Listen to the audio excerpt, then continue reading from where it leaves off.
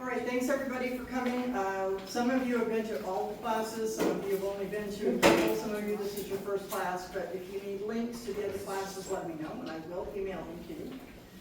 This is class 3 of Civics 101, how your state government works.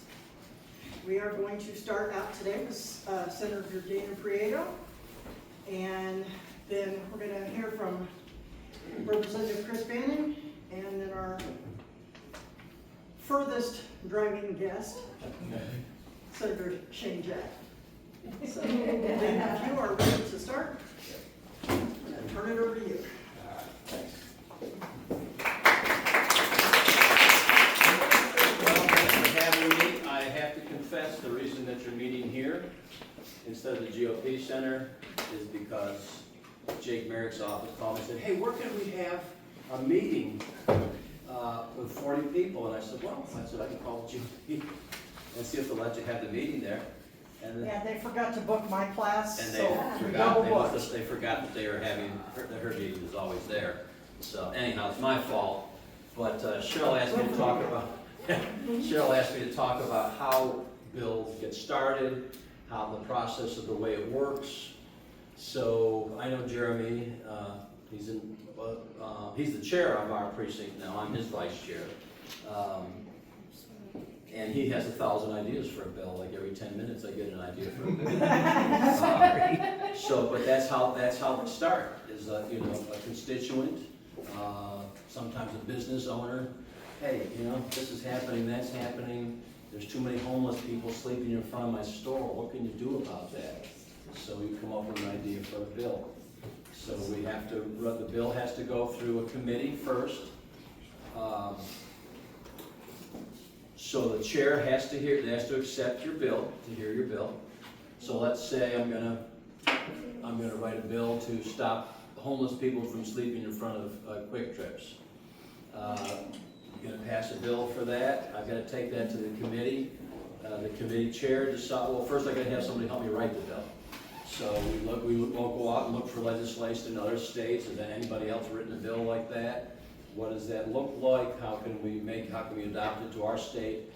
Then we have people that work with the Senate that the different committees, but they will take our bill and then make it legal. Make sure that everything's right in the bill, all the T's are crossed, all the I's are dotted. And so that's how it starts.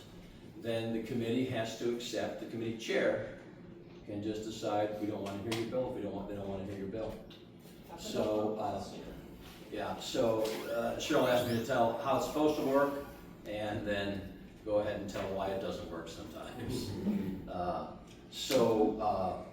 If the chair hears it and you get it, then you present it in front of a committee, much like this. You stand up, and then people are asking questions about the bill, and you present your bill, and then they take a vote on the bill, and they say, you have to have 2 due passes, so you have to try to set up your due passes. Paul, would you be my due pass on this? And so when I'm presenting the bill, So I've got this bill, and then he's due pass. So do I have a second due pass? And he has to have 2 due passes. So then they'll hear the bill. Then they ask questions about the bill, and then they vote on the bill. So then from there it goes to the Senate floor. Again, if they will hear that bill on the Senate floor. This year I had 6 bills go through committee without any problem, sailed to the committee, and I figured, oh, this is great, these are going to come to the floor. None of them came to the floor. They didn't want to hear any of them. But in the past, other bills I had, if it passed the Senate floor, then it would go over to an author in the House, a representative from Representative Banning hasn't taken any of my bills, but so it would go to. I know he's been busy on some things, so I work with Olson, Representative Olson, a lot, and so he would take my bill on that side, and then it goes to the same process over there, the committee over there. the House floor, and then from there it goes, and the governor signs it. So that's basically the process. I guess any questions on the process, the way that works? So if your bill is rejected and not heard on the floor, what type of means do you undergo so that it can be heard again, maybe make alterations? What do you do so you represent it? Yeah, you can, that bill is still on file for the next session, correct, Senator? Yes. Yeah, so all the bills that I've had over the last year will still be open to be heard next year if I don't take anybody off. Which is, Same session, but next year. in the Yeah, same so, session. yes. Is that correct, sir? yeah, Its session is 2 years, correct? yeah, I guess we call it 2 years, yeah. Are they only state bills, or are they for this? Are they for the state only, or for the city? No, only the state. Only the state? Yeah, and no, like federal bills, do you get emails all the time too? We get emails all the time, something that's a federal issue. Will you vote yes on this, or, this needs to be stopped? Sometimes I will reply, and I'm a state senator. There's other federal senators, a US senator, that's who you need to talk to. And does it go more local after, like you're saying about like people, like if there's somebody that has homeless people in front of their business, that's more like a city thing, right, not a state? A city ordinance, I don't know, too bad we don't have Christy Gillespie here, because she used to be a Broken Arrow Vice mayor before she was a senator. I can ask her. But yeah, so the rule that we would be making would be for the whole state. I believe a municipality could write something to get opt out of it for their city. If they want to say, hey, we want all the homeless to come out of Tulsa and come to Broken Arrow, and we'd like to have them sleeping in front of our quick trips, then they could pass what do they call them in this Sanctuary city. No, but when they pass Ordinance? an ordinance, yes, an ordinance in the city, then that ordinance would supersede our state. Cool, thank you. Okay? That's interesting. Yeah. You're up. Can we jump there? Okay. Thank you, Don. Thanks, sir. So I want to just go over, I want to really understand who was in the room. Many of you understand legislation, many are very new to this, so I'm going to speak to you as if you know nothing about legislation. On the House side, it's a little bit different. House side, we can only run 8 pieces of legislation. That's it. For the Senate, I believe is unlimited. Yeah. So, where we can only run 8. So we have to be very selective on our 8. We put through maybe 15 to 20, but we have to pull our 8 favorite top bills for our constituent needs. And that's big to me, to make sure constituents always come first on everything that we do, because we're servants of the people. I really want to go over how to speak to legislators. There's been people going from town to town giving information on how to speak to legislators. It's important, when I receive an email, it's important to me that it's a genuine email and it's a heartfelt email, and it's not a cut and paste that someone told me to send this through. And I've actually received a piece of legislation that I ran through because of an email. So, hey, there's a problem, let me run that piece of legislation. So it's very important. I have this down as a note, so I wanted to talk to you all about that. It's very important when you talk to your legislators, just be genuine. Sit and talk and be polite. I will answer everyone back that just is polite. And they don't have to be freedom of speech, they sure don't have to be, but I'm gonna answer a lot quicker with them saying, hey, I've got an issue here, can you help me out? So that's the numbers of bills. This year in the House, we've changed our committee structure. So I'm the chairman of the business committee, the business policy committee. So over our policy committee is an oversight committee. So after a bill gets, this is on the House side only, after a bill passes the policy committee, And again, as chairman, you can decide if these bills are going to be heard or not.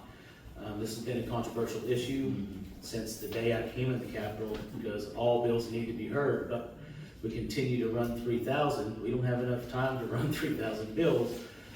And I would love, after Senator Jack gets up, to figure out, to get his take on how do we accomplish that? Because I think the majority of these bills should be heard at least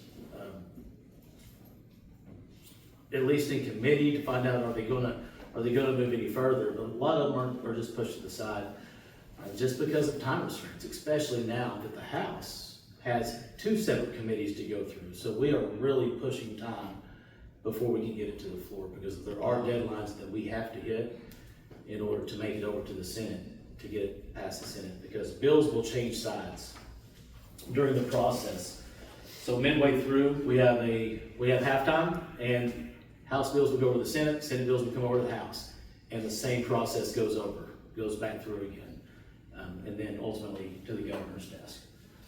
That's a high level of how legislation gets to the governor's desk.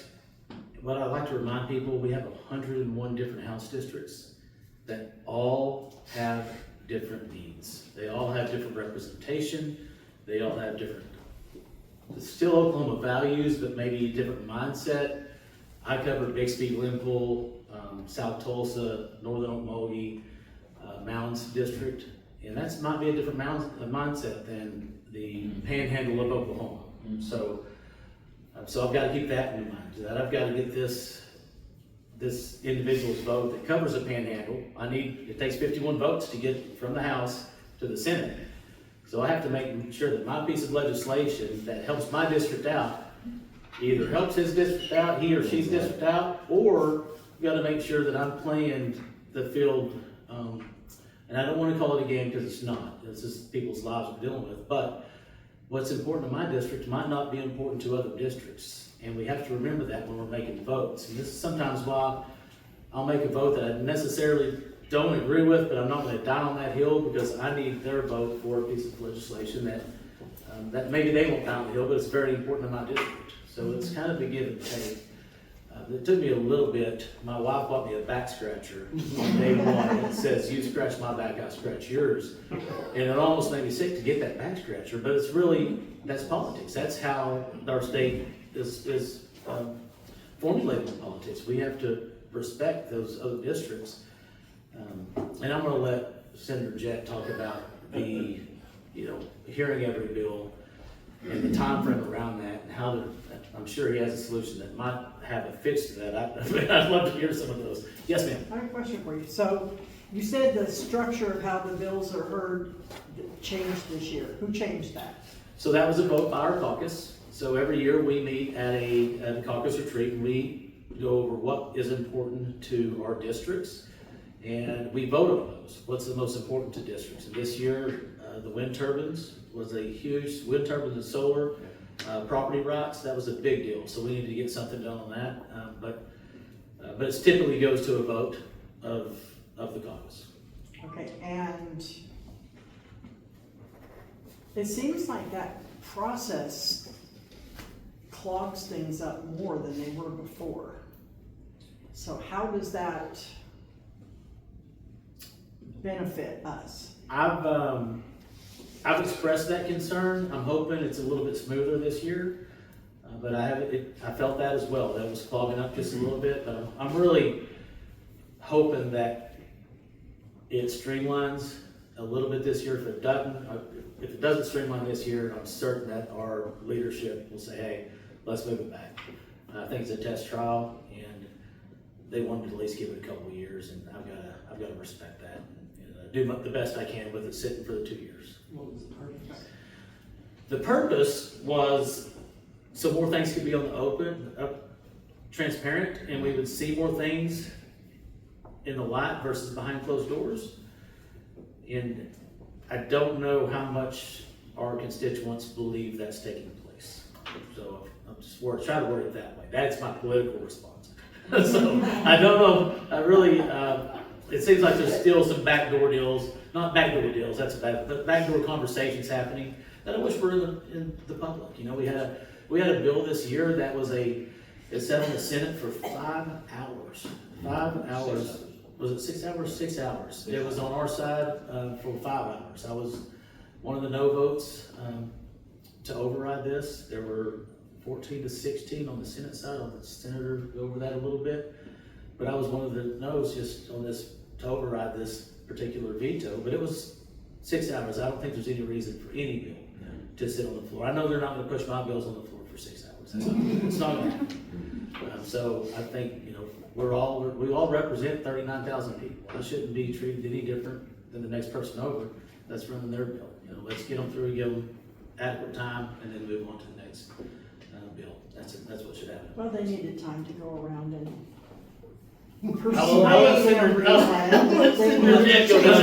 gonna be speaking about that. Maybe they need a stopwatch for how much time they can vote on the bill. And there are certain rules, and we try to, you know, we've got to maintain the rules. In the Constitution, it clearly states that if we don't follow these rules, then we can be expelled from the House. So we've got to maintain these rules, and often they're bent to the hilt, but we try our best to maintain those rules. This last year, I think they were riding the line on that. Yes, I do agree, 100%. Yeah. Are there any other questions on how the House works separately than the Senate? Or how to speak to a legislator? Does everyone have the map to find your state legislators? The app, there's an app. If you go to your app store and type in 60th, 60th, Yep. that is the app that you can locate. Put out by OESC, isn't it? It is. Yeah. It'll Tells you- locate who your senators are and who your Tells you the congressmen are. whole list of the House and the Senate, Committees were on. contact information that is not always accurate because some people don't answer at all. Not you, not that. And it also tells you who's on which committee. It It's does. very useful Yeah. app. And my number is 918-934-2550, and you're welcome to call or text me anytime. Please give me a little bit of time if I don't get back with you immediately. And he responds. But I will respond. Or do my best to respond. If it's not me that answers, someone will respond with an answer. Yes, sir. Have you ever worked with the Senate on a common committee to try and get the same bill that's on both sides out in one of the two? I'm not on any of those committees. I'm sure Senator Jed, are you on any of the joint? So your school board election bill didn't go that way? So what happened in my school board election bill, and this is how the House and Senate both have a whip. And the whip is, they're the ones trying to figure out if a piece of legislation has enough votes to get passed. What happened to, I'm attempting to move school board elections to a date that many consider election day. It is polling at 78% among Republicans and 83% among Republicans and 82% among Democrats. It's polling very high. The Senate has passed it year after year. It came over to the House this year, went through our committees and got to the House floor, and there were 15 to 20 people that decided they wanted a whip count on this, and they got a whip count and did not have the votes to make it across the floor. Very, very seldom do we put votes. Let me take this back. We attempt not to put votes on the floor that we know are not going to go forward. Because? A waste of time. Well, So if we put every bill on the floor that we knew were going to, new legislation too, right? what's that? There's a rule around bringing red legislation back. Yes, that once it's failed, then you can't bring it back. Oh, yes, once it's failed, yeah. But yeah, on this particular bill, it was in the final stages. It had to pass the House, go to the desk. But there were a few people that didn't want it to hit the floor. They didn't want to either vote on it or they didn't want it to pass. There's only two reasons. You either don't want to vote on it or you don't want it to pass. The only reason to ask for it not to hit the floor. And I had to respect that, and we did end up hearing it, but I'm hoping that changes this year.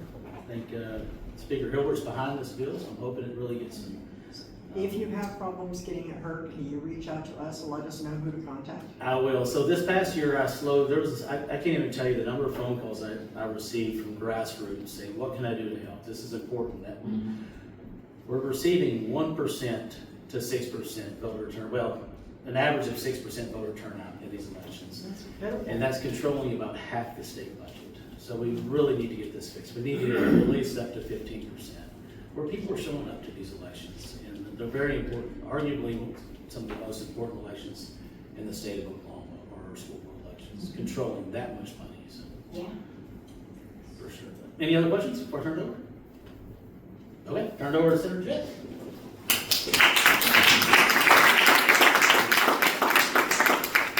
Save all your hard questions for Senator Jett. I think that's what he was saying. Hey, I appreciate you. He's been fantastic to work with. Senator Prieto, we on a first-name basis, but from your constituent senator. Honored to have the opportunity to come here in your districts and speak to your people. So thank you for your hospitality. So I have my lovely assistant here, Miss Esther Jett, is my 16-year-old daughter, and you will kindly give, this is your homework assignment, so don't write on them until I tell you. That's Just your give boss. one to everybody. And then my lovely wife is standing here by the door. This is Anna Jett. She gets me in trouble when I introduce her, but very proud of her. So, very quickly, and thank you, Cheryl, for putting this together. You sent me the videos of the other one's fantastic program. This is really important that real people that are living life, that are living under the rules that we make, have a way to influence how those laws are created, implemented, and enforced. So I took your outline that was on the flyer, and so I just made a quick outline, and I'm going to kind of go through on a high level, and my colleagues hit a lot of some of the nuance of the legislative process. And so for you, I'm doing a little bit sophomore, but then we'll get into the weeds, okay? Just to make sure that no one's left behind. I was not a school teacher, I was a teacher, a language instructor in a university adjunct for a few years. So I got a whiteboard and so real quickly, divisions of power. So we have, just like on the federal level, the state is also divided up in the state government level. So we're going to hit that real quickly to make sure we're all talking the same language. So you have the executive branch. You have the legislative branch, is what all we're from, all right? And then you have the judicial branch, who's kind of, they don't get out off the law because they've got to not bias themselves in their legislative, or in their judicial roles. So, this is what we call separations of power. Why do we call this separations of power? Because the powers are separated between multiple groups. They're separating the power. So this is the executive that executes the laws that are written. This is the group that writes the laws. And this is the group that determines if the laws are broken. And then all of those laws are applied to us. And no one is above the law means that law is applied, should be applied to everyone equally, regardless of status or any other nuance about them. You're an American citizen, it applies to you no matter what. You broke the law, you do the crime, you do the time. It doesn't always work that way, and that's the reason why we have an unjust system, that we have to be diligent. And that's the reason why I advocate making sure that you get to know your candidates, to make sure that they share your values, or if your values are in question, make sure that they have values that means they will treat you correctly, right? My faith is an underlying part of why I do what I do. I'm a Christian. I believe you shouldn't kill, shouldn't steal, shouldn't commit adultery, shouldn't do all those things that God says not to do. And in Proverbs, I'm working my way through Proverbs, don't have unequal weights and don't treat people differently than other people. Those are very important Christian principles. They're also called Judeo-Christian principles because they're from the Old Testament and the New. So those types of things I want to know. Do you believe in the Bible? Does it affect how you behave before I'm voting for you? So that conversation you need to have before you ever elect them. Okay, so we have, if you combine the executive branch, the legislative branch, and the judicial branch all into one, what is that called? A dictatorship. All right, so that's called a dictatorship.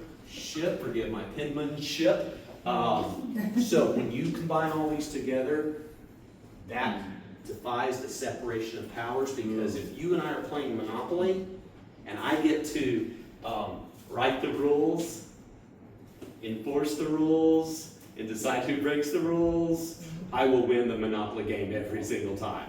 So you will go, you will not go past go, you will not go to jail, you know, all that stuff. And we can do it in And we real will time. not play against you again. That's right. So that's effectively what we're doing with the separations of power. So you have that president, you have the Congress, and you have the Supreme Court, and then here in Oklahoma, you have Governor Stitt, you have the legislature, House and Senate, and then you have the judicial branches, and there's several judicial branches, and then they also go to the county level.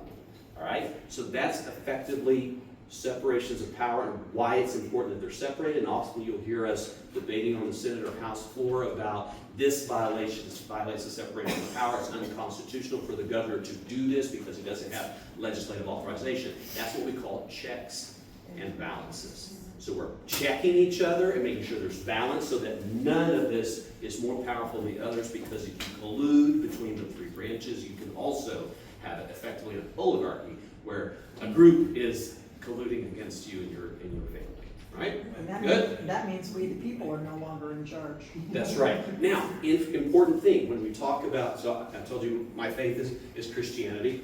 Romans, I think it's chapter 8 or 13. I always forget that. One of it says, obey the authority that is over you. Okay? Which one is it? It's probably 13. 13. I was thinking it was 13. Okay, so let's go with 13. Text me if I'm wrong later. Okay. So, in our system of government, we the people are the ones in control. And because of our Christian background, right, you have all men are created equal, endowed by their Creator with certain unalienable rights. And of these are life, which means killing babies. That's why we're Republican. One of the big reasons we're Republican. Killing babies violates the underpinning principle of the American foundation. Yep. And you can't pursue happiness, and you can't have private property or any of the other wonderful things that comes with being alive if you've been unalive before you had a chance to pursue. Sure. Okay, so that's important to understand our underpinning, and also we believe in the Creator, which is a fundamental and very important part of our republic, not a democracy, a republic. And so I had a tangential thought that distracted me. This happens a lot. So when you go back to Romans and you look at how we were formed, where we the people were the pinnacle, we established government to preserve those freedoms. Because after you get life, liberty, and the pursuit of happiness, it's for this reason we form government to preserve. Okay, so government is a creation of we the people and is designed to serve us, not rule over us. So if you think about it, in America, in the constitutional republic of these United States, that admonition of obey the authorities placed over you are to your elected officials. Let that sink in. That's what separates us from the rest of the nations around the world. Because there's like, oh, you have to obey. No, we don't obey the president. The president and we obey the Constitution, which we put as a behavior modification device to make sure that we're satisfied with their performance. Does that make sense? So understanding we have tremendous power, and that admonition to obey the authority over them, it is God, it is the people, and the rest of them from the president on down is our servants. That's why this is a wonderful country. So, in each state is a little bit different. But in the Constitution of the United States, it says it guarantees each state a Republican form of government. Democracy is not in our founding documents at all. The founding fathers abhorred democracy because you're one bad vote away from a dictatorship. Yeah. Mob rule. Okay, that's right, mob rule. So, in our Republican form of government, that is our state government, you have the governor, and then you have a bunch of other elected officials. And so it's kind of unusual for us that we've dispersed power, and it's made it difficult to govern the state, in my opinion. You've got the governor, you've got the lieutenant governor, light gov, right? You've got, in no particular order, you've got the attorney general, You've got the Corporation Commission that regulate industry, telecom, wind, all those stuff things, petroleum. By the way, Oklahoma Petroleum is all natural, locally sourced, and provided by God. All right, so we also got a labor commissioner. They go out and inspect your rides at fairs and your elevators in your local buildings. That's what they do, and they also make you put up posters about not discriminating. All good services, I'm pretty sure you could do it without this incredible expense. Just put it in the laws and it's enforced. Okay, so my opinion. Or put it under a different division even. That's right. And then, I do not have my glasses on, insurance commissioner. Now, part of the problem with some of these is if you get vested interest of agencies or industries in particular that are regulated by these individuals, you'll find that the money that comes into their campaign is directly from the people they're supposed to regulate. That doesn't. Yeah, so that's a problem. So often you'll find insurance agents will be the insurance commissioner, and if you're not careful, they are not wanting to offend an industry that they're going to go back into after 8 years of regulating. And so they've got to resist a perverse incentive to do what's in their best interest instead of the interest of the people that elected them. And that's why these types of meetings, Cheryl, are so important. Because they are susceptible to influence, and there is a perverse incentive to do the wrong thing, and we can counterbalance it by providing good incentives, peer pressure, if you will, from us, we the people, to hold them accountable and remind them of their fiduciary responsibility. Well, that make sense? All right, so we're a little bit, I think, we have multiple heads. The governor's supposed to be the head, but you can't, if you have the responsibility for something but not the authority to exact change, then your hands are tied and you're guaranteed that you're going to disappoint the people. Pick up the phone, call the governor, think they're going to solve something, they can't because it's another elected official down the line. So we're real top heavy. We are very top heavy, okay? So those are issues that we have to take into consideration in this, our form of government. In the legislative branch, you've got the House and the Senate. House has 101 House members, so roughly about, 38,000 constituents, is that about right? 39, yes. 39, and then, because you've got to take the population of Oklahoma and divide it by 101, there's your constituents, right? And then the Senate has 48, but also the lieutenant governor is a tie-breaking vote. Okay, so he is the president of the Senate, and the leader of the Senate tends to be the president pro tem. On the House side, it's the speaker, and then the speaker pro tem as well.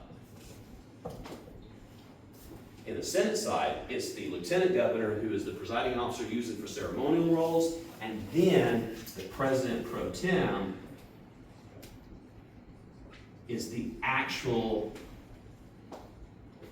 boots on the ground operator of and establishment of all the committee assignments and the actual operations of the Senate is the president pro tem. Make sense? Mm-hmm.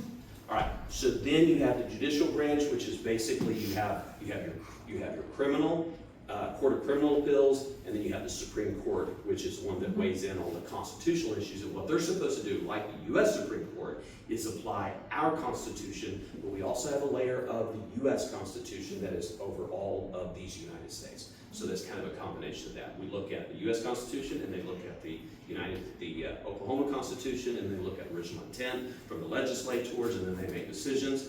And we recently removed a Supreme Court justice because we find that the Supreme Court justices look at their bench as an opportunity to push their own political agenda instead of just interpreting the law. Having said that, remember Oklahoma was, for the first 100 years, was controlled overwhelmingly by the Democratic Party. So whenever they talk about the KKK, that was created by the Democratic Party. Whenever, and I'm taking a little tangent here, just to kind of give you some, because we're in Tulsa, so we know about the Tulsa race riots and these types of things.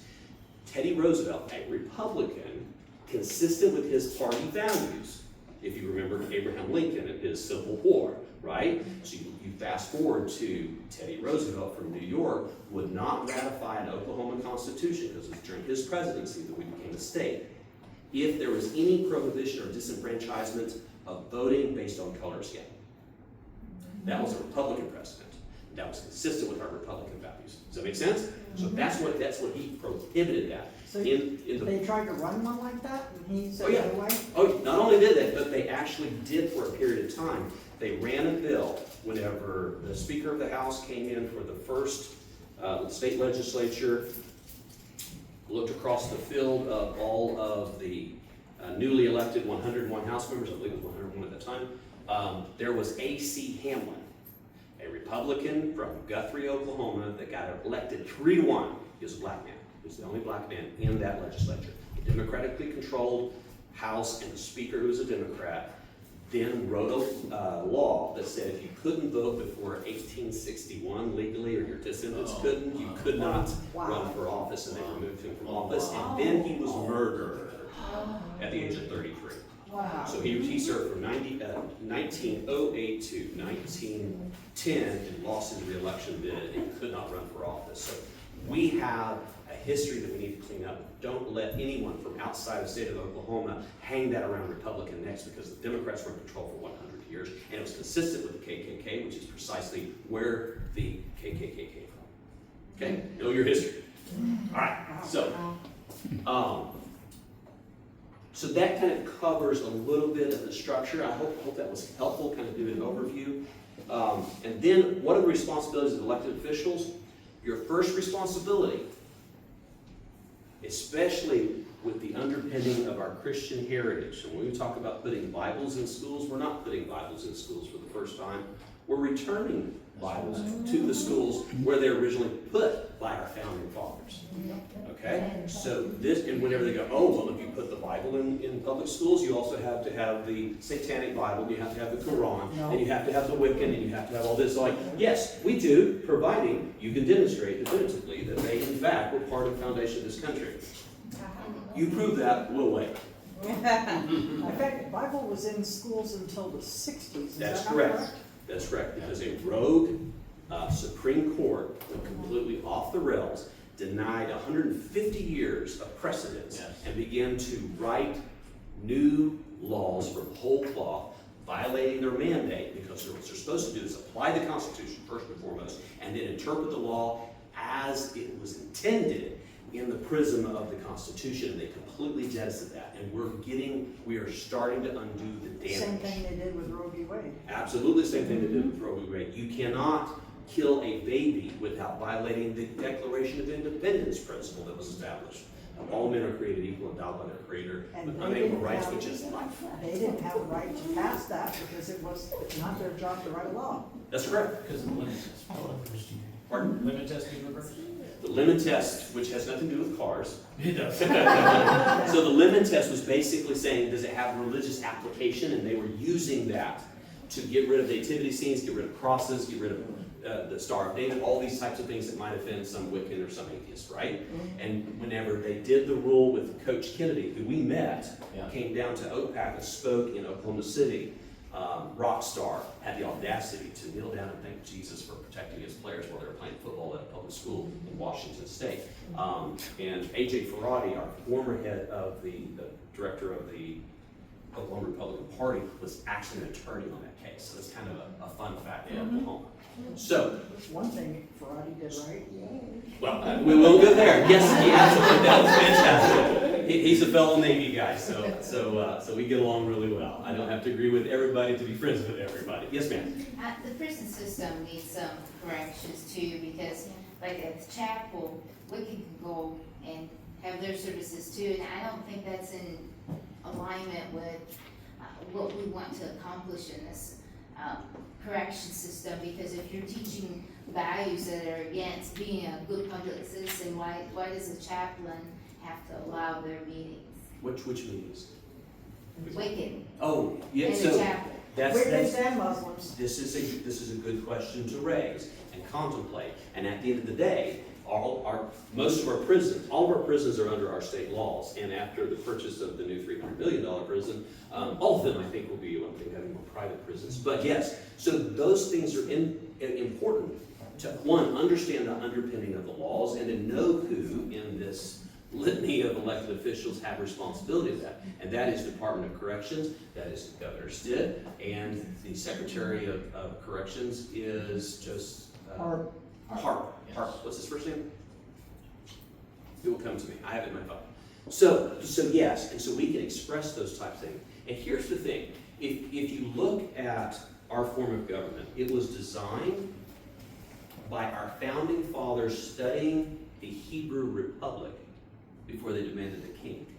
And they were looking at Levitical law and Deuteronomy and figuring out what was the heart of God when he was laying out the laws, to try to make sure we created the best, to form a more perfect union.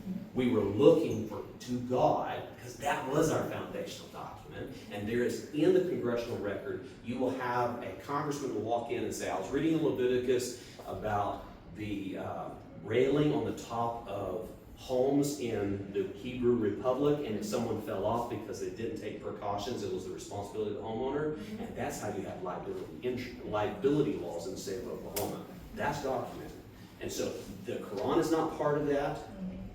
The Wiccan is not part of that. None of these other religions. And that's the reason we can definitively, with confidence, say we can bring the Bibles and put them back into the classroom as was intended by the founders and is guaranteed by the First Amendment of the Constitution of the United States, which says Congress shall make no law respecting the establishment of religion or prohibiting the free exercise thereof. Now, I will tell you a little tangent. This is important for you to use as you're debating these issues in the public square.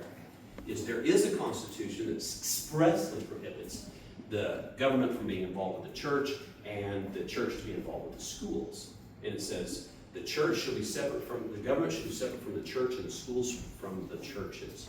Would you like to know what constitution that was? That was the Soviet Constitution of 1918. That's exactly Is that the Blenheim? No, that's the communist, that is the communist constitution of the Soviet Union. Yeah, and if anybody wants that, I'll send it to you Our verbatim. kids quote that. Say again? That is our constitution. Our Say- kids quote that. Yes, our kids quote separation of church and state. Like that. Why do we have the United States? Because there's taxation without representation. That was a minimal. My primary was freedom that we were going after when you look at the body of works of the founding fathers. I have diverted a little bit on a tangent. Let's get back on track. Get you back on here, please. Real quickly, there was some vernacular questions about the rules we live under, right? And so if you think about and take an inventory of where you are and who answers to you, because we the people are the sovereign, right? So you live in a city and a county and a region and a state and the United States. But you also live in tribal jurisdictions, okay? Yeah, so these are all part of our history and part of our reality. And I'm Cherokee, and so I live in both of those worlds. I've run for Cherokee Tribal Council to try to hold my Marxist chief accountable. Didn't work, but I'm not going to give up because I tried to grow where God planted me. He made me a Cherokee. Didn't ask my permission, here I am, and if they're going to turn the 7-point sacred Cherokee symbol into an LGBTQ symbol, I will raise my hand and say, I object. Now, here's something also important from the Hebrew Republic. We have an obligation. If you look at Leviticus, Exodus, and Deuteronomy, several times throughout the scripture it says, if you see someone breaking the law, you say something, because if you don't say something, their sin is upon you. And the consequences of sin you will collectively receive.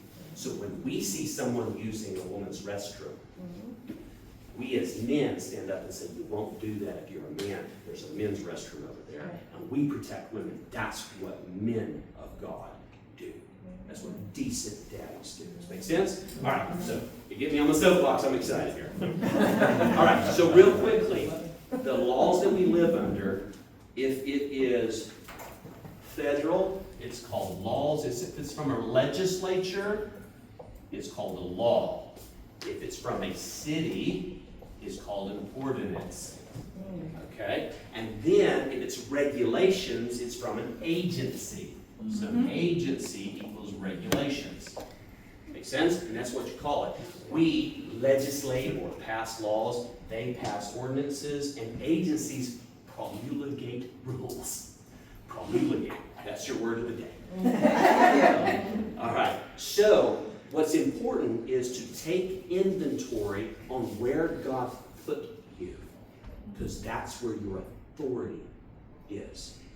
If you have a right, it comes with an obligation, and you can't sit silently by and maintain your purpose if you see bad things happening and we say nothing. That's why you're here. So figure out whose city you're in, who the mayor is, and who your city council, what ward you're in. You need to know their names, their email addresses, and if you can, where they live, where they go to Rotary, where they go to church, those types of things. So if you ever need to fix a problem that you've observed, you know exactly who to pick up the phone and call. Then who's in you're in one county district. There are 3 county commissioners in every county. You're in one district. It's District 1, District 2, District 3. Very logical, right? And then then if you are tribal, then figure out where your chief, who your chief is, and who your at-large representative if you don't live in their district. And if you do live in their district, find out who your representative is that represents you and your family. Any tribal members here besides myself? Yes, I know you. Cata. Very good. Okay, so, and then you have state. So your statewide elected officials is all your executive branch. Oh, I forgot one. Regional Congress. You have 5 congressional districts. You have 1 congressman, or if you're me, 1 congresswoman. Okay? So find out who they are, right? Now, so understanding that, you should have a piece of paper, every home should have a piece of paper where it says the president, the telephone number to the White House, because back in the Reagan time, we stopped things by melting down the switchboard. Well, we didn't like things happening. We can do that today. Your congressional offices, you have 2 U.S. senators, you should have both of those, Mark Wayne Mullen and James Langford, and then your congressman, get their contact information, sign up to receive their updates so you know what they're doing, hold them accountable. They represent you, and you don't want them to misrepresent you, right? And then you have your county commissioners, and then back to your state representatives and your state senator.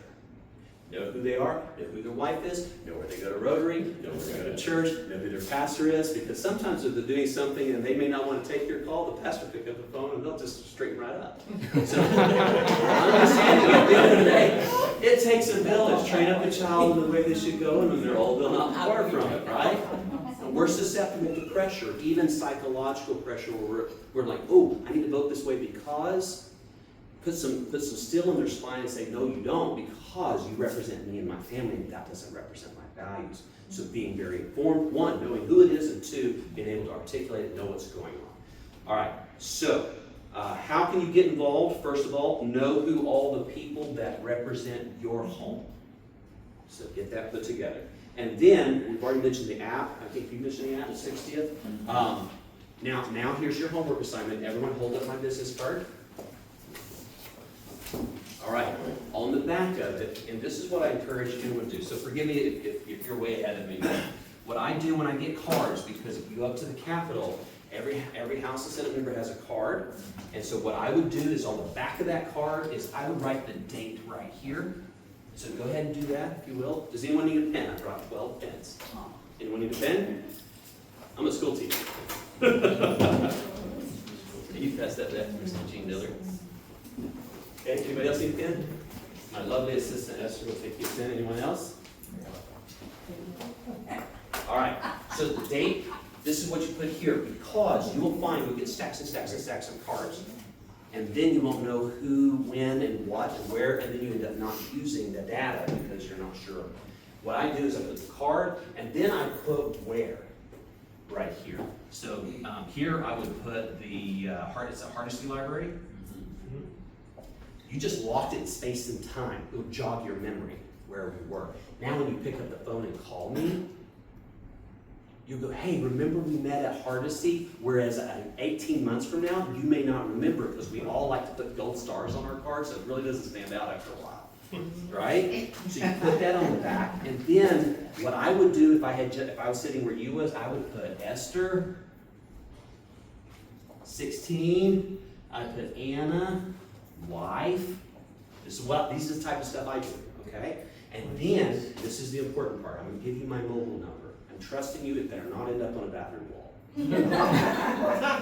All right, so if you write down my mobile number, Just because know he doesn't text back very often. I text you back. Every once in a while. Okay, so caveat, if you don't hear back with me within 24 hours, text me again because it's plummeted down to the bottom and I'm working my way backwards. And I've also, if you have an iPhone, I've discovered you can now text back and program it to leave your phone at 8 a.m. even though you sent it at 2 a.m. Oh. Yes. Fun times, right? So now I'm even more efficient because I'm usually up at 2 and I'm like, oh, I Yeah, can't you text can do that with today. Android too, so. Yeah, so I don't know about Android. I'm sure you can, so that's good to know. I'm an iPhone guy, so I can't explain how the Android works. All right, my cell phone number, we're getting off track here. 405-476-7501.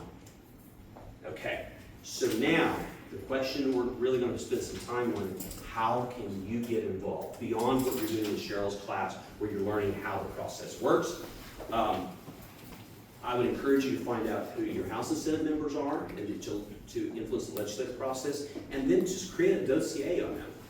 Who is their wife? Where do they go to church? Where do they work? What is their industry? You can find that on oksenate.gov or okhouse.gov, and we all have our little bios. Not always developed, so then you want to, after you look there, because Paul's going, some of them don't really flesh it out. Usually they're proud of their accomplishment. They put it on their campaign page, all the things that they want you to know about them. And so you get a feel for who you're dealing with, and it helps when you approach them. Because you're like, oh, I'm a bowler too. Talk about bowling, make that connection, then make your ask. Does that make sense? But here's the important part. Connect with them tomorrow, not 18 months from now when you have a crisis. So you can cultivate that relationship. So now we may recognize your voice. I have constituents that call me all the time, text me all the time, and when I get back to them fast enough to you, Cheryl, I'm sorry, because I have to triage my workload, right? That's and I have okay. 90,000 people who I work for. They are your constituents, you They're better respond They're to my them people. first. You're my friends, so my constituents get me first, but they're paying the bills, and then I work my friends in as I'm able, right? So that's kind of how that works. So cultivate that relationship. The Oklahoma app. Did y'all like the sound of that app? Couldn't find it. It's super easy. Couldn't find it? That's exactly. I promise I did not put him up to this. So if you will text me your name, I will save your number in my phone tonight when I get home. And when you call me, I will know who you are because I will put stuff about you from our time here. It will be Hardesty Library, Tulsa, Oklahoma Tulsa County GOP. That, when it pops up, I'll know you're a friend, right? So, if you will text me your name, that will lock in our relationship, okay? And then the next thing you're going to text me about 5 times before you leave tonight if you're paying attention. All right? The next thing you want to text me is, okay, app, ? And what I will do is because I have an iPhone, if you're an Android, it will pop up green on my screen. And I will reply with the Google Play link to that app for you. If it shows up blue, my enlightened brothers. I'm kidding. I have stock in Google. I'm making money either way. So then I will send you the Apple app for it as well, okay? And the reason I do that, and I have it on split second, I get it back to you at a shortcut key, because it's vital for me to empower you to help us get our job done, okay? I'm gonna hit more on that in just a little bit.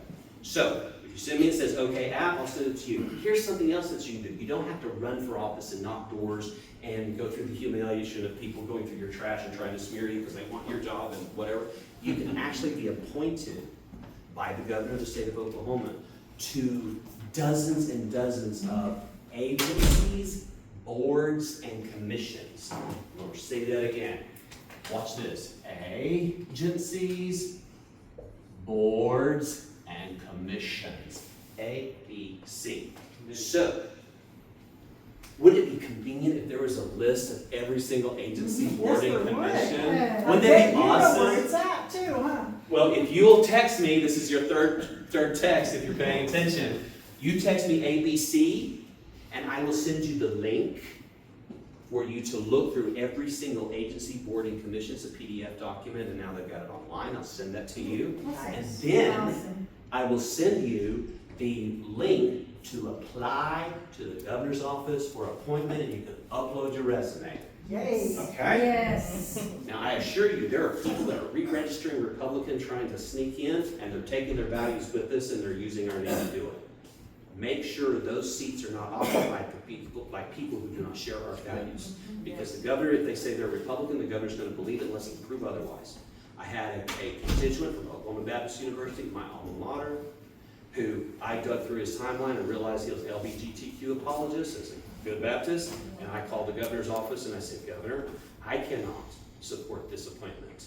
And I don't recommend you do either, because he will embarrass us both and does not reflect our values. And so we held off. So I had a constituent who didn't get appointed until my Sunday school teacher, who's in the same profession, who shared my values and loved Jesus, and you can prove it by his timeline, he's now appointed and sits in that seat. Okay? Oh, yeah, that's fine. He's good. All right, so if you text me ABC, I'll send you both of those. And then take an inventory of the organizations that may have already done a lot of the groundwork that you're doing. So one, of course, is your county Republican parties. Get involved, get engaged, become a precinct chair, all those types of things. Then look for others. If you really care about the violation of the First Amendment or that rollout of COVID and all the things that happened, then the Oklahomans for Health and Parental Rights is your group. Free to join. They send out text messages blasts telling you what legislation is coming up on federal and state level, mostly focusing on the state. We call them Mama Bears. They're powerful. Anybody ever know OKHPR? Brilliant, wonderful group of people. I'd say the Catholic tilts when they come in with their strollers and Also, their doctor Moms for bags. Liberty. Moms for Liberty is a fantastic organization. Find out who's in your area by just asking and then following up on those. If you will text me, this will be your fourth text, orgs, I will send you all the ones that I know that have statewide impact and that are effective at the Capitol. Okay? Like OK2A. OK2A is one of my favorite. That's for gun rights, but freedom in general. Because you can't defend your freedom if you don't have guns to do so. That's right. Guns are not for target practice. Guns are not we're not protecting the Second Amendment for target practice. Home defense, unless you talk about politicians. And or hunting and putting things on your table. It's for one thing and one thing only. If anyone has the audacity to try to violate the First Amendment, the Second Amendment is to end them in their tracks. That's really why it's there. So if you send me orgs, I'll send you the ones I know. And then underscoring personal relationship is absolutely vital. Find out who your House member is, who your congressman or woman is, and create a relationship with them. And very importantly, find out who their gatekeeper is. My gatekeeper, and this is something I would put on my card right over here, is Zoe with an umlaut over the E. So Z, that's important to her mother. Okay, Zoe Davis. She is wonderful. I term out in 2016, and we're looking for a good job for her after that. So she's amazing. 2016. Oral Roberts, sorry, 2026. 2026. She went to Oral Roberts University right here in Tulsa.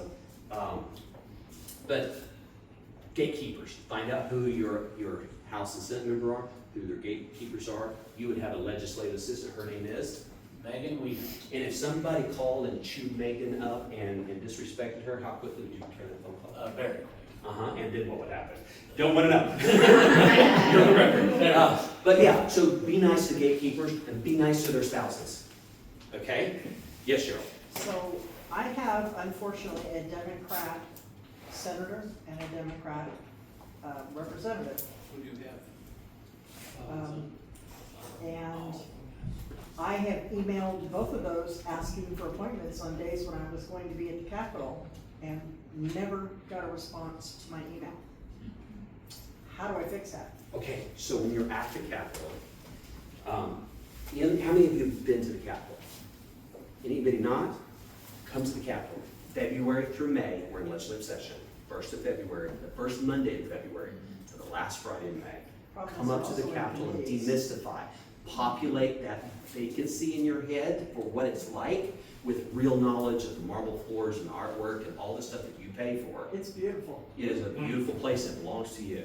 But then you go to the front of the house, they have lime green half sheets where you can fill it out and have a high school page or run it into the desk of your senator and they'll come out and see you. Really? Yeah. So that's what That's good bypass to it. know. You can also go to their office. And I've done ask that, them. and they go, oh, she's in committee, oh, she's on the floor, oh, she's, yeah. Yeah, so those types of things. You can also go to committees and sit in. And if you're my constituent and you're really upset about green energy, the Grant Green Energy Chair will send you out and not let you come back in. And that's earned media right there. I know. So anyway, those types of things, you can hold them accountable. Always do it with class and tact and Where do you get firmness. the green forms? When you go on the 4th floor in the rotunda, it's a beautiful area. Yes. On the west side of the Capitol, there is a lobby where the lobbyists are there. We're full of lobbyists.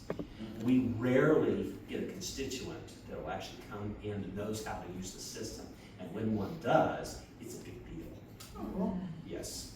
And so whenever, I may not, if I may get 15 lobbyists, but I'm engaged in a debate, I'm getting ready to debate myself. If somebody says a constituent from Maud, Oklahoma, if they came from Maud, Oklahoma, something serious. Yes, good, nobody will read Yeah, mine. and not only that, their pastor's gonna know how I treat them, everyone at the coffee shop's gonna know how to treat them, and my dad will be calling me and asking me about it, right? This is a small rural community, now maybe a little bit different in Tulsa, but you know those conversations are gonna happen, and just everyone there does.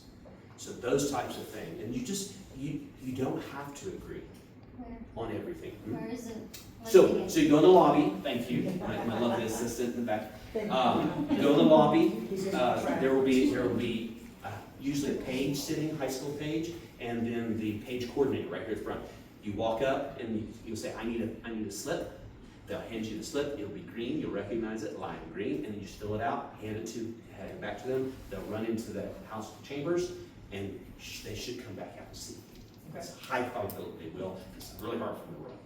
And then right on the opposite side, on the east side of the Capitol, on the same floor, 4th floor, you go there, and ours are light pink. So you'll notice there's a color theme, green on the House side, red on the Senate side. Go, stop. So we stop bad bills. Little banter. So we're Freedom Caucus. We try to stop bad bills. And then you send it out, same thing happens, right? So Black Lives Matter came up, they came up, we had transgender manifestation, Marxists, we had the Communist Party brought in Muslim groups, so half of them were legitimate people that were concerned about Palestine, and the other one was literally wearing beanies with proletariat of the world in nice shirts. They're real. Communists are real, and their objective is exactly the same as their founder, kill, steal, destroy from the fall of lies. Yeah. So, first relationship, events, when you start connecting with some of these organizations, they will put you on text message blast. Oak Pack has a text message blast blast. It's the Oklahoma Conservative Political Action Committee, now known as Oak Pack Foundation 501c3, and we advocate we don't lobby. So those types of organizations I will share with you, and then if you have questions, you're like, hey, where do I look up this bill? I will send you within 3 seconds the link to find the bill. Okay? So those things I have on like speed text, where I hit three keys, enter, populates, and I send it to you. Why? Because I can't do what I do without you guys being empowered to help us. Okay? So, how much time do we have, Cheryl? 15 minutes. Whoa! All right, I'll talk slowly. Well, I mean, we got 15 minutes till the end. Before So they kick us out. somebody else might want to get up and make another statement or something. How about I talk about Freedom Caucus real quickly? It was just inaugurated last year. This was our first year there. And the neat thing about Freedom Caucus is it's almost like your housekeeping seal of approval that says this is legitimately conservative legislation. Here are the principles why. So you can't go, oh, I want my constituents to think I'm conservative. I'm going to join Freedom Caucus. Don't work that way. You have to have a full year of voting We analyze the votes, and I say we, I'm talking about the United States congressional level, Freedom Caucus out of DC, that are applying the principles that make what conservative Christian Republicans vote like. Apply those principles to those votes and see if they're eligible. If they're not eligible, they need not apply. So it is a standard by, we measure, and we hold each other accountable, we hold ourselves accountable to the standard. So I urge you to encourage your House and Senate members, ask them if are they working with the Freedom Caucus? It's a nice non-confrontational way to do it. Are you working with the Freedom Caucus? We provide voting recommendations based on these principles, and next year, we're gonna make it available to the entire caucus and the public. So you can help us, help them remember the promises they made when they were campaigning, and they want to keep them while they're legislating. Does that make sense? Yes, appreciate that. So that's Freedom Caucus. We're smaller government, not continued growth, because the more they grow, the more they need, the more they need, the more they tax, the more they tax, the more you leave. And that's what we're there for. And so we provide training, we meet, we look at all the legislation that's going on, and we come up with an action plan to hit the ground running with debate questions, with debate prep, who's going to debate, who has the most information. We divvy it up in our groups and we hit the ground running. What you have in the state legislature, and this is the big takeaway. There are people at the legislature and in the state capitol that are advocating for more, not less of your money, every day we are voting. Yep. Some of the things that happen is, for example, you have a company that wants to sell $1 million piece of equipment on top of a green energy windmill, and they don't, the private sector company doesn't want to buy it. So they go, oh, that's fine, we'll hire a lobbyist, and we'll go convince the legislature to force you to buy it for safety reasons. And if they do it, then they have to purchase it because we told them it's against the law not to have that $1 million. This happened like this year. Yes. I'm not making this up, okay? So what happens, it goes to the ratepayer. Now, every single taxpayer is paying for the tax credits that they were given by the legislature years ago, right? They have to then pass that on to the ratepayers, so the electricity price goes up. And we're the ones, your representatives, was representing the interests of that private sector company at your expense. Yeah. We also have mandates. We'll have the insurance company targets a specific senator in Midwest City, Oklahoma, whose husband died of cancer. She's an easy sell. She's a public school administrator. She's a super nice lady, but she's easy to trick. And they know that, and they come in and say, wouldn't it be great if we could catch this specific nuance of cancer? And then all the lies it would say, knowing all along that her husband died of cancer, and it's going to tug at her heartstrings. Knowing that we all know her husband died of cancer, and we would be very reluctant to embarrass a widow, right? But here's the option. If we don't stand against it, your insurance goes up. Because the insurance company doesn't come without wanting us to raise their required, mandating them to increase the scan, or scans for cancer. They've already calculated the actuarial probability of how much it will cost them. They've already embedded their profit margin in there. And we legislate them to raise their price for a nuanced cancer. They're making money on it. And they run the legislation, and everyone's afraid to speak up because they don't want to look bad that they're picking on a widow. And so nobody else will do it. I do that. And she will say on the floor, this saves lives. And that's her argument. It's an emotional argument. And I reply, you know what really saves lives? Being able to afford insurance. Yeah. So these tough stances we've had to take, and that's what the Freedom Caucus does. Because we get hemmed up into, if you don't provide maternity leave and paternity leave for all state employees, you hate families, Republicans. And that ain't true. I have to stand up and remind them, my petroleum company, petroleum service company in South Potawatomi County is having to compete in the job market for that young lady who just got pregnant. She's gonna go work for the state, and they can't afford paternity and maternity leave, but are now their tax dollars are covering for you to offer it to them so they can't afford to compete in the job market. Because the state government doesn't create wealth, it extracts it from you.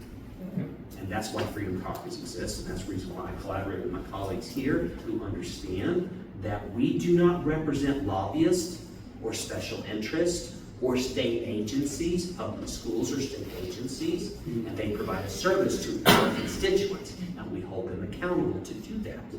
And that doesn't mean we hate public schools or teachers. It means we want to make sure that our kids, our most valuable contributions to planet Earth, are taken good care of, and the state agency that provides that service needs to be accountable to them. Make sense? All right. Any other questions? Young lady, do you have a question? No. Would you like to go home with me tonight? I've got a few homework assignments. You mind if I jump up and go over those? Absolutely. Absolutely. Send me texts. You owe me four text messages. And thank you, Cheryl, for putting this on, and thank you guys for praying. You're only getting one text message from me tonight. Well, you have all that information. Yeah, I want the agency to know. Okay, got it. I was just gonna go over real quick some homework assignments. This is a lot of stuff that I read. So back to the first framework of self-government, the Mayflower Compact. In this compact, it states, for the glory of God and the advancement of the Christian faith. Mm-hmm. That was America's first document of self-governance. So to say that Christianity is not a part of our government is not true. When I went back to study how to understand what the Constitution said, first of all, read the United States Constitution, Oklahoma State Constitution, and realize that all political power is inherent in the people, and the government is here for the benefit, security, and well-being of the people. Article 2, Section 1 of the Oklahoma State Constitution. We don't have the power. You have the power. Read those documents. When you read those documents, you're going to go back to law dictionaries. Beauvair's Law Dictionary was extremely popular until a law dictionary by the name of Black Law's Fourth came along. And Black Law's Fourth will also recommend you back to a document called the Maxims of Law. If you look up due process, it'll bring you back to the maxims of law. When you look up the maxims of law, it'll bring you back to biblical scripture, the fundamentals. Those are the, I can't even tell you how Christianity is embedded in this nation over and over again. Separation of church and state. I've looked everywhere, I can't find it. And then I looked, one of my friends wrote a paper, and he said, the definition of insanity, what is that? And I asked many people, what's the definition? And all of them said doing the same thing over and over again. And looking for a different result. It's not the definition of insanity, but we've said it so many times that people think it's true. Yeah. We've said separation of church and state so many times that people think it's true. So please keep that in mind. Just so you know, I have started a podcast, it already has 2 episodes, called The Myth of the Separation of Church and State. Awesome, great, awesome. So I'm gonna ask you to do an episode with me if you don't mind. I would love to do that, for sure. But anyway, I just want to go over just a little, something to read, something to go home. Black Law's Fourth Dictionary, that is, because if you think about the words, if people could change the definition, the nomenclatures of these words, they can change history. Mm-hmm. The word vaccine doesn't mean what it meant 20 years ago. So we have to go back to when the words were written. So That's go why back we to the quit closest calling it a vaccine. definition of when it was COVID, written. we quit calling it a vaccine and started Exactly. calling it what it was, which is a jab. Correct, so we have to go back to The irony. We have to go back to when it was written. So what did this word mean when it was written? And try to find the closest definition to that time frame. A lot of people use Webster's 1828 dictionary, it's very popular as well. But those are the ones that I go to. So Black Law's Fourth, Webster's 1828 are my go-to. And prior to that was Beauvair's Law Dictionary, which is a little difficult to navigate through, but Black Law's Fourth is very handy. Thank you guys, I just wanted to share that little bit of homework.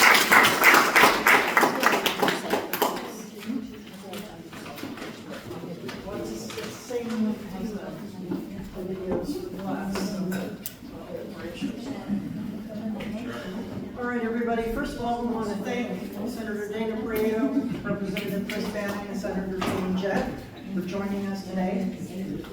I learned a whole lot of stuff that I never did, so thank you. I appreciate that. Thank you all for coming. If you know people in different counties, talk to them. We may take this to other counties as well. I'll just have to get to know some of their city government and their county commissioners to make it more viable for them. The one thing that we did learn though in the counting class is that all 77 counties are set exactly the same way government-wise. So that helps. So even if I can't get other people, I can still get ours and take them with us. So thanks for coming. We appreciate you. And if you want more stuff like this, let me know. We'll see what we can come up with. We have Constitution classes actually coming up next month at the headquarters. Becky Wolf is putting those on. So if you want to learn more about the Constitution, that's the place to do it. Thanks, guys. Thank you.